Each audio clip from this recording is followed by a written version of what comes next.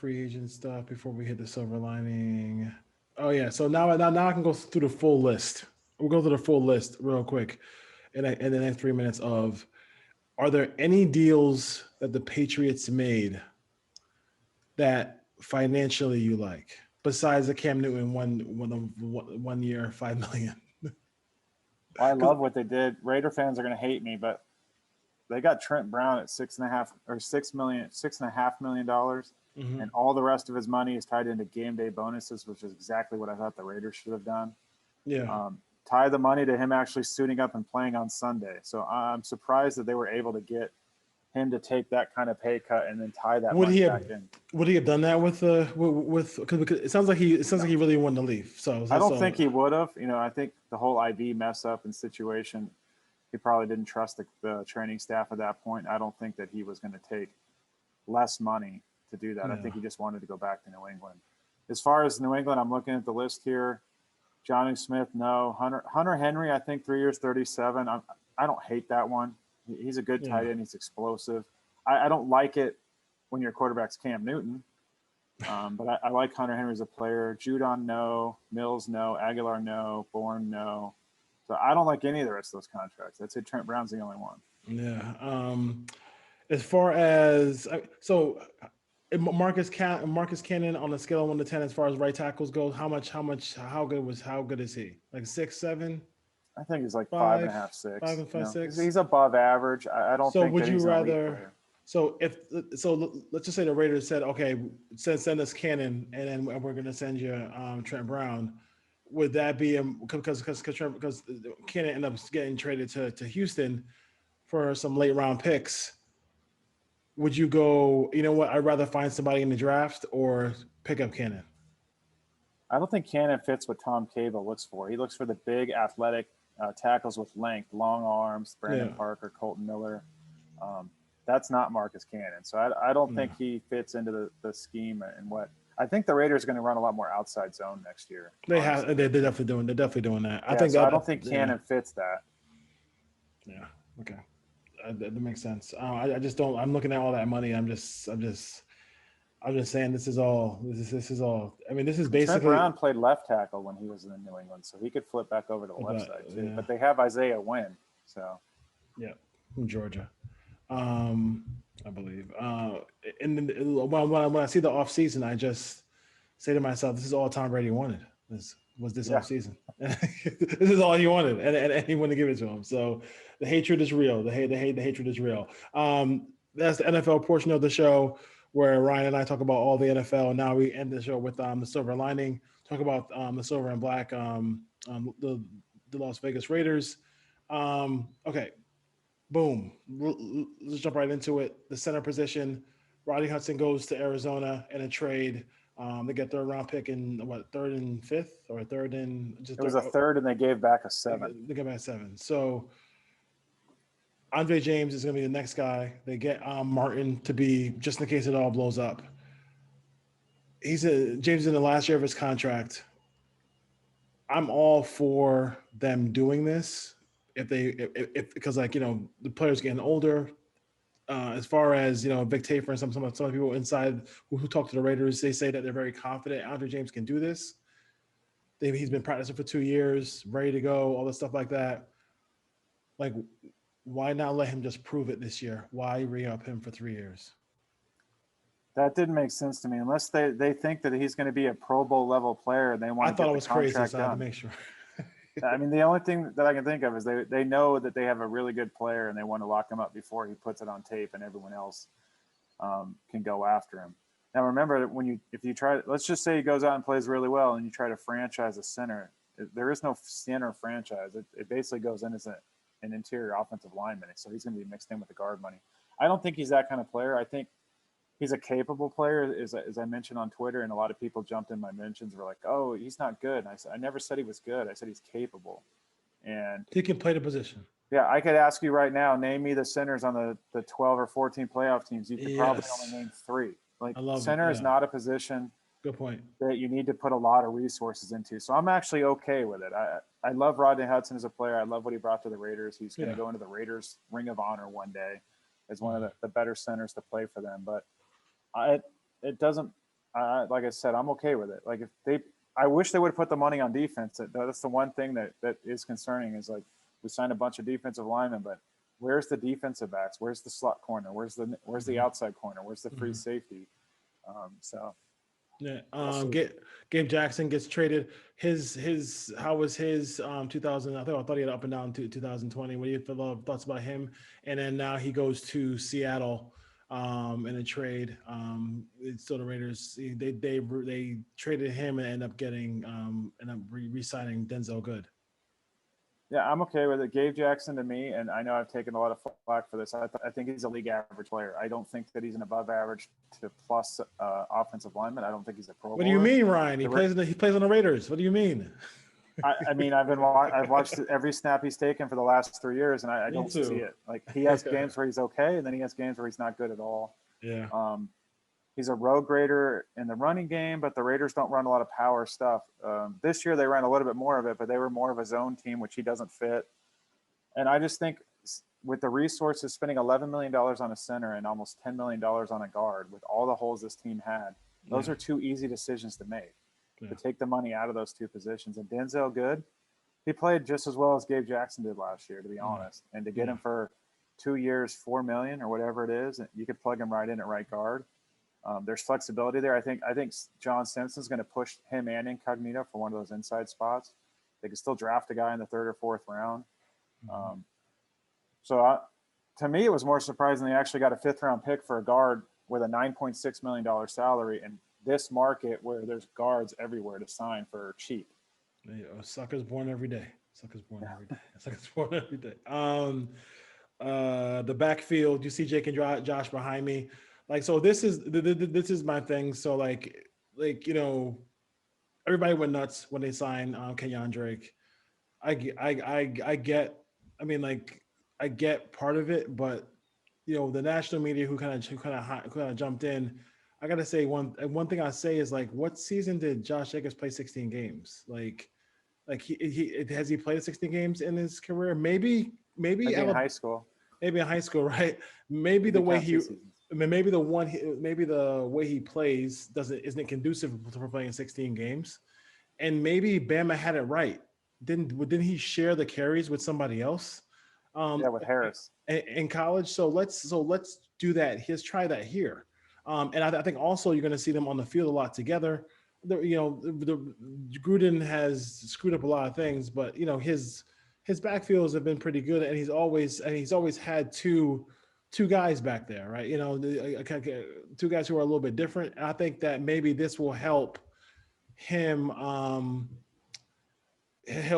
stay fresh for 16 games, and also give Drake an opportunity to make plays catching the ball at wide receiver, catching the ball out of the backfields. You know, maybe I can actually see a screen pass by the Raiders by him, but and he also was a home run threat as well. What are your thoughts about Kenyan Drake coming? I think he's a perfect complement to Josh Jacobs, and for Raider fans saw the contract, but it really lays out to a 1 year, $3 million deal, and they'll figure out after the season what to do with the second year of that contract. I don't think you could get a better player for 1 year, $3 million. And Kenyan Drake is really effective in the red zone inside the 10 with a lot of his carries. So I could actually see him getting some of those carries that Jacobs got last year when the Raiders get down close. You're going to see them both on the field. Gruden has a lot of different sets where he has a wide receiver outside. He's a Booker and Richard a little bit last year on the field while Jacobs was lined up at running back, where they throw those screens, or even just have the guy stand there as kind of a check down option while they're trying to clear some space with some go routes and just get some space for those guys. And he's a really good pass catcher. So I think that he's going to get a lot of the third down snaps. He's going to get a lot of carries. I think it's going to be close to a timeshare. I don't think it's going to be anything close to 25 carries for Jacobs, 5 for Drake. I think we're looking more like 15 for Jacobs and 10 for Drake, somewhere around that. I think so. But Drake's going to get his touches there. He does have some kick return ability. I don't know if they're going to use him there, but that is another option. The Raiders needed a home run threat. Yes. Monte Booker was not that. Jalen Richard's best run was the first carry he had as a Raider in the Superdome against New Orleans years ago. He's not a home run threat anymore. He's great in pass protection, but he didn't give you much other than running a couple of option routes or an angle route out of the backfield. You couldn't line him up out wide and run wide receiver routes, which I think you can do with Drake. You can. So it's an interesting combination, Raider fans. I think this takes targets away from Henry Ruggs, and we're all going to bitch about that at the end of the year. But I think this offense is going to be dynamic as long as the protection holds up. Yeah. The defensive line. So I like Yannick Ngakoue. We had Anthony Wiggins on from the Locked On Jaguars. I immediately just said, hey, can you give me something about him, about Yannick? And he just said the guy is a great player, and he's also a guy who wreaks havoc in the backfield. You can see that he just not only wants to sack the quarterback, he wants the football. That whole Lawrence Taylor thing where you come from behind and beat that ball out. He's great at that, great at pressuring the ball. He's like the Leo that we all thought they were all thinking that the Raiders would be. You were excited about Quentin Jefferson. Can you talk about that a little bit? How he helps that defensive line, or could possibly Quentin Jefferson's gonna be the 3 technique, I think, a lot. He'll probably be the starting 3 technique opposite of Hankins. He's got length and size, 6'5", 290. He's exactly what every defensive tackle in Gus Bradley schemes has been. He had 3 sacks last year, but he gets a lot of pressure. So this is a guy that's going to get interior push. Mm-hmm. And it's really going to help when you have Crosby and Ngakoue coming around the outside. And he holds up in the run game. He can get in there and he can take on blockers and let the linebackers get free. But I wouldn't be surprised if Quentin Jefferson gave you 5 sacks on the interior, which is something the Raiders haven't had in a long time. A buddy of mine were talking, like, we're trying to figure out who it was. And we got Tommy Kelly or Roderick Coleman. The last time the Raiders had an interior guy that gave you 5+ sacks. So all the signings they had, the one that I'm scratching my head on is Solomon Thomas. I know he's a first-round pick. He's an interior guy. They're going to play him. My guess is he's going to be the backup 3 technique. I don't think he's going to get a starting job. He's actually better against the run than he is rushing the passer. And he's got some quickness. And I went back and watched, it didn't take very long to watch how many sacks he's had in his career. I think it's been like 6. 6 in 42 games, right? Yeah. Most of them are, he's being a down block on a play action pass where the center can't get to him and the guard's pulling. So he's just shooting the gap and he's getting there. You don't see him winning a lot one-on-one. And once the offensive linemen get their hands on him, there's no counter move. So he's basically a run defender at this point at 6'3", 280. Mm-hmm. And the player that is actually, Raider fans aren't going to like this either. I don't think Maurice Hurst makes this club, to be honest with you. When you break it down and look at the body type, right? Doesn't fit. Yeah, Bradley wants 6'5", 290, 6'5", 300, and right now, the interior guys, Quentin Jefferson's making this team. Jonathan Hankins is making this team. Solomon Thomas is going to make this team. And then who do they do for the 4th defensive tackle? You still have David Irving. That fits this defense a lot better than Maurice Hurst does. Maurice Hurst doesn't give them anything as a run defender. Yeah. And this defense, the interior guys have to stop the run. And then Cleveland Farrell is going to kick inside on 3rd down. So where are you going to get snaps for Hurst in this defense? Yeah. I don't know. What would be your dream? It's 4th and 11 against Herbert. Up by 10. Well, what's my line look like? Beginning of 4th quarter. What is your? They're all healthy. What's your line looking like on 3rd down? Well, if your 4 down linemen are going to be on the outside, it's going to be Crosby and Ngakoue, and inside you're probably going to have Jefferson and either Irving or Farrell. Okay. Would be my guess. My guess, yeah. The guy who how you feel about Jefferson? Something about Irvin makes me feel like he could do something on this team. I just think he's a big dude. We didn't see it last year. He was out of the league for 2 years, and he got hurt. They got hurt. It came out later that it was a misdiagnosed heart condition, I think they said. So they thought he had a heart issue. Yeah. They kept him out for 2 or 3 weeks, figured out that it was nothing, and by then the season was over. But he's exactly, again, what Gus Bradley defensive tackles look like. 6'5", 290, length. He wants length on those guys. Maurice Hurst, really short arms, and he's about 6 foot, 6'1", 280. It's not what we're looking for. Yeah, he'd have to kill it to make that team. Safety. I don't know about your DMs, but mine get filled with what's going on with safety. I think that the starting safety for the Raiders is going to be in the draft. I mean, if you look at Gus Bradley's history, doesn't he bring in rookie free agent? I mean, rookie guy. I mean, I know that there was a Twitter exchange between Sherman and did you see that one? No, I didn't see it, but Sherman Yeah. on Twitter, that makes sense. Yeah, Sherman and Thomas we're talking about. Yeah, hey, what happens in Vegas stays in Vegas, and everybody's like, oh, are you guys coming to Vegas as a tandem? Those two guys. What do you feel like? I mean, like a Trey Boston who might come on, Boston might come later on, or do you feel like this is going to be? I think it's going to. That's why the Harris pick would have been perfect pickup. I mean, God, I probably would have chipped in some money for Harris to come play safety for this team. If you got Ndakwe and him on this team, it would have been nice. What are your thoughts about safety? Because I think it's going to be in the draft. Yeah, I think at this point the Raiders know there's enough options out there. They can wait till after the draft's a month away. Wait till after the draft. If they don't get the guy they want, there's plenty out there. I would take a flyer on Malik Cooker.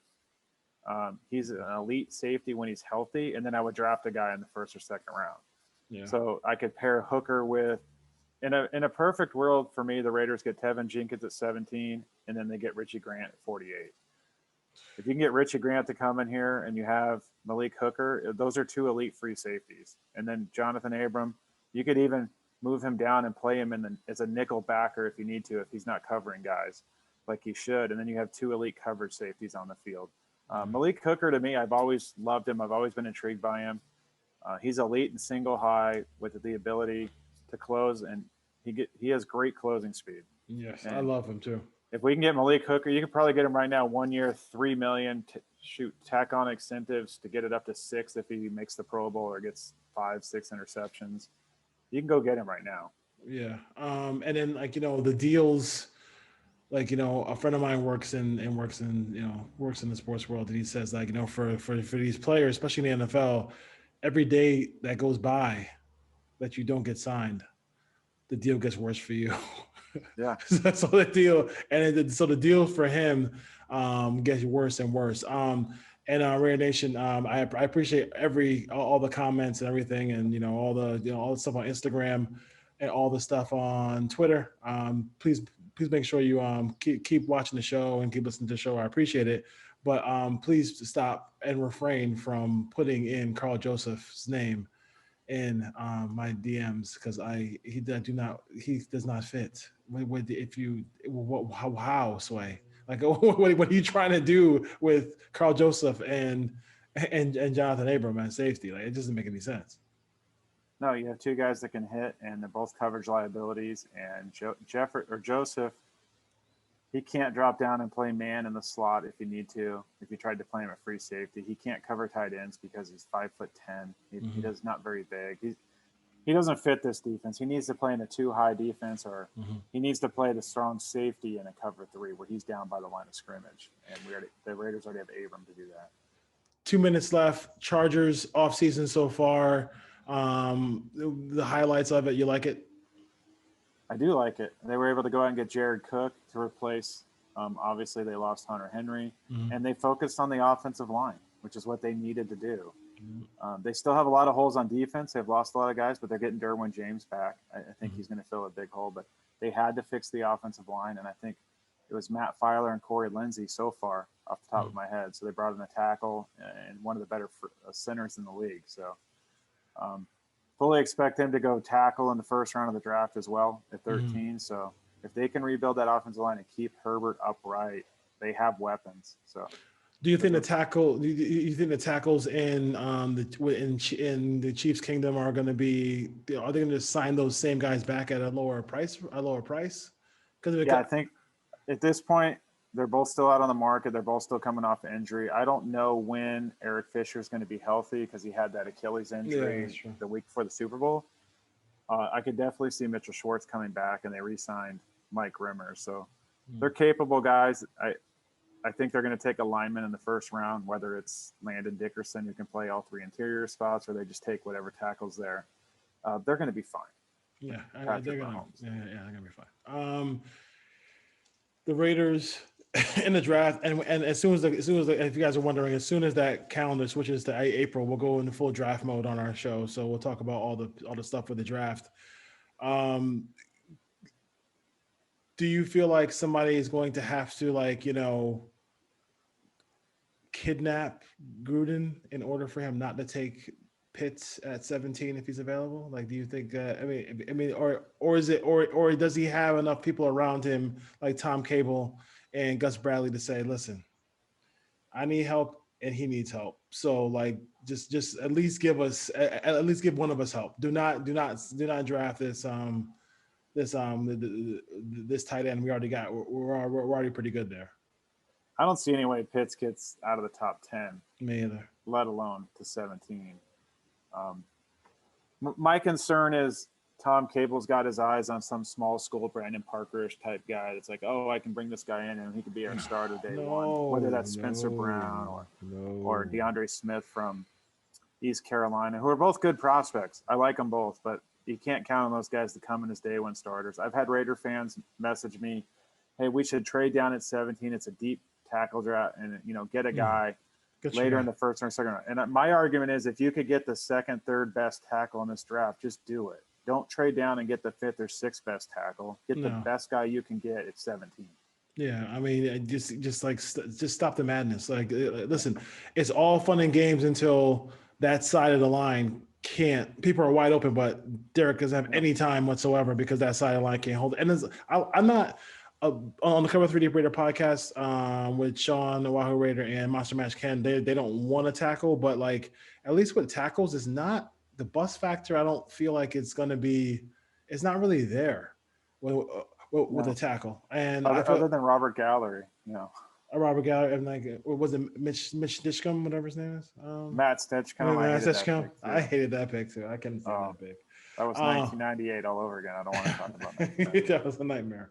But I mean, for the most part, like I mean, you're going to be pretty good there. So I'll be happy. Yeah, with and this might be the deepest tackle class we've seen in a long time. I mean, there's going to be quality players second, third round. I just think the Raiders should take the best one. And right now, for me, 17. Go ahead. They need to take a right tackle, a guy who's played it, not a left tackle who they're projecting to move over there. Like, they just take Tevin Jenkins. He's a right tackle. He's going to be a Pro Bowl player. He's a monster in the run game. He's very athletic for a big guy. He can pass block. He's coming out of Oklahoma State where they throw the ball a ton.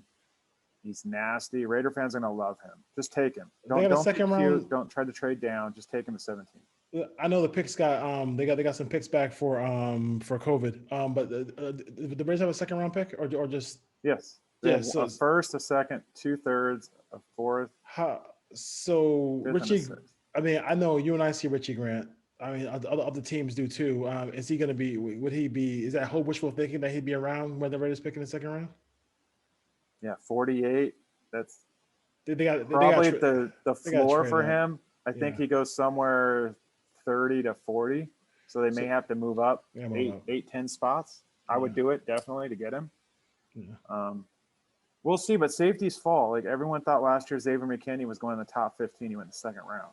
Yeah. Everyone thought Antoine Winfield, at least I did. I thought Winfield was the best safety. Thought he was going to go back into the first round. He went, 50th, somewhere around there to Tampa. Yeah. So safeties are going to fall. Obviously, in the free agent market, you see the safeties are all still there. Teams don't put a big emphasis on that. And I think with the wide receiver and offensive line depth in this draft, and then you have all those pass rushers, there's a bunch of them that are going to go somewhere between 15 and 50 that Richie Grant could be there at 48. Yeah, we'll have to see.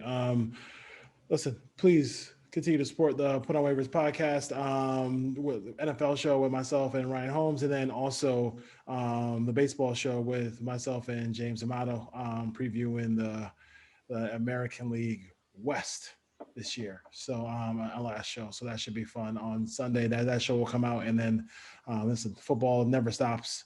I appreciate Ryan coming on another day. Enjoy that view out there. Thank you. Thanks for having me on again. All right, take care, brother. Take care.